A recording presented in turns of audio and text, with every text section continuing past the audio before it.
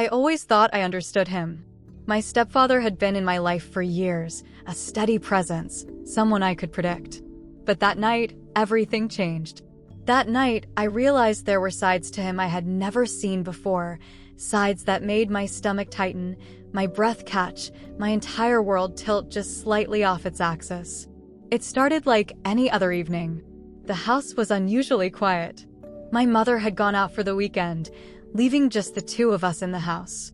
I didn't think much of it at first. We had spent time alone before, and it had never felt strange. But this time, something was different. I was sitting in the living room, flipping through channels, my body curled up on the couch, trying to distract myself from the unsettling feeling lingering in the back of my mind. The air in the house felt heavier than usual, charged with something I couldn't quite name. Then I heard footsteps. Slow, measured, intentional. I turned my head slightly, watching as he walked into the room.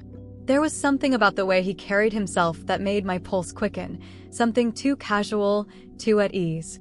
He wasn't wearing his usual button-up or work clothes, just a plain t-shirt and sweatpants, his hair slightly disheveled. It was such a small thing, but somehow it made everything feel different. "You're up late." His voice was smooth, but there was an edge to it, a quiet authority that sent a shiver down my spine. I shrugged, forcing a small smile. Couldn't sleep. He stepped closer, his eyes lingering on mine for just a second too long before he sat down on the other end of the couch. The space between us suddenly felt much smaller than it should have. It's strange, isn't it? The house feels different when it's just the two of us. I nodded slowly, unsure of what to say. He wasn't wrong. It did feel different. The room settled into silence, except for the faint sound of the television, a show I wasn't even watching anymore. I could feel his presence beside me, his body angled slightly toward mine. The energy in the room shifted, thickening, wrapping around us in a way that made my skin prickle. I cleared my throat, desperate to break the tension. "Do you want me to put on a movie or something?" "No. I like this." His response was quiet, deliberate. I swallowed hard, my fingers gripping the fabric of the blanket draped over my legs. Okay. The air felt too heavy, the silence too loaded. I could feel his gaze on me even though I refused to look at him directly. My heartbeat hammered against my ribs, and I had no idea why. Then he shifted closer. Just a little. Just enough for me to notice. "You seem nervous." I let out a small, breathy laugh, shaking my head. "I'm not." Liar. The word was almost teasing, but there was something else beneath it, something I couldn't quite place.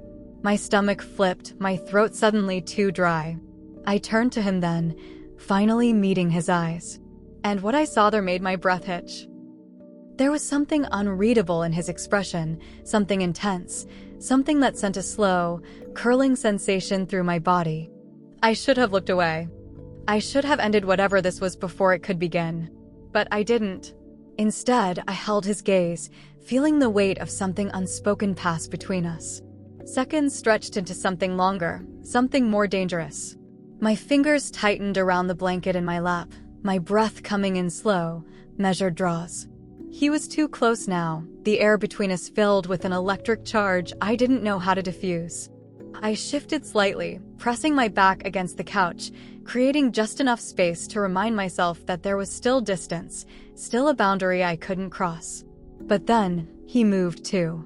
A slight tilt of his head, an almost imperceptible shift forward, his gaze dropping to my lips for the briefest moment before meeting my eyes again. I swallowed hard, my mind screaming at me to say something, to do something before the tension became unbearable. But I couldn't. I was frozen in place, caught in the silent pull of something I didn't understand, something I didn't want to understand. His expression remained unreadable, his body still, his breath slow and controlled. "You're thinking too much."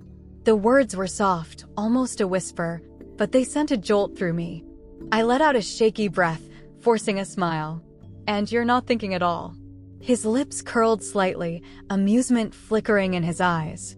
"Maybe not." The room felt impossibly warm now, my skin prickling with awareness, my heartbeat an erratic drum in my chest. This was dangerous. Whatever was happening, whatever shift had occurred between us, it was something I couldn't allow. And yet, I didn't move. I didn't tell him to stop. I didn't break the silence. Instead, I let it linger. And in that moment, I knew this was only the beginning.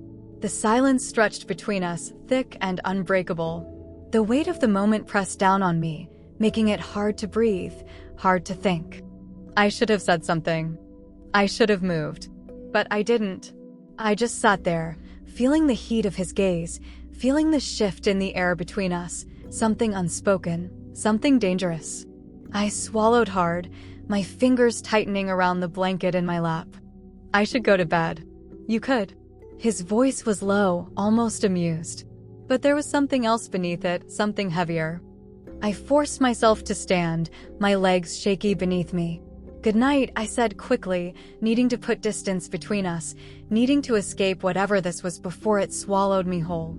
He didn't respond. He just watched me. I turned, walking toward the stairs, my breath coming too fast, my heartbeat too loud in my ears. Each step felt heavier than the last, like the weight of the moment was following me, pressing down on my shoulders.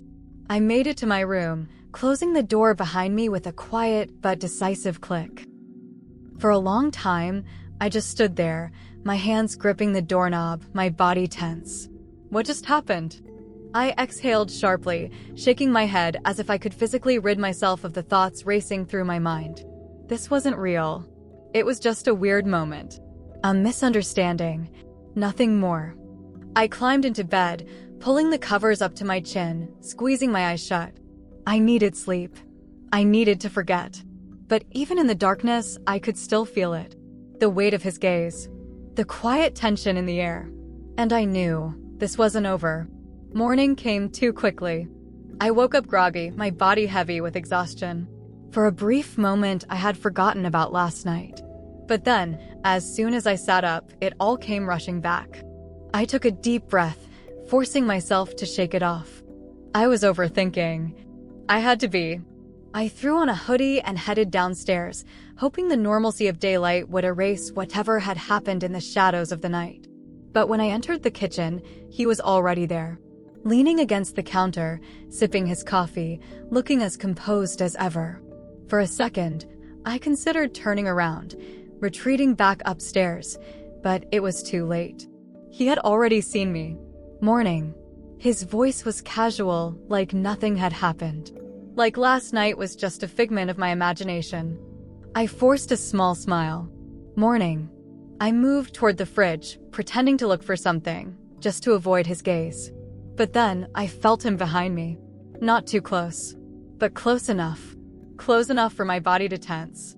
You were quiet last night. I swallowed hard. I was tired. Silence. Heavy, suffocating silence.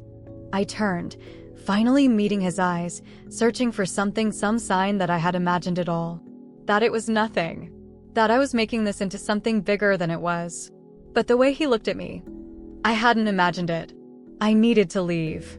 I needed to put space between us before this went too far. I grabbed my coffee, my hands trembling slightly as I lifted the mug. I have things to do today, I said, my voice too quick, too forced. Do you? A simple question. But the way he said it made my stomach twist. I nodded, stepping back, forcing myself to move. And this time, he let me go. I made it to the hallway, my breath uneven, my heart pounding. This wasn't normal. This wasn't right. I had to find a way to make it stop. But deep down, I knew this was only the beginning. And I wasn't sure if I was ready for how it would end.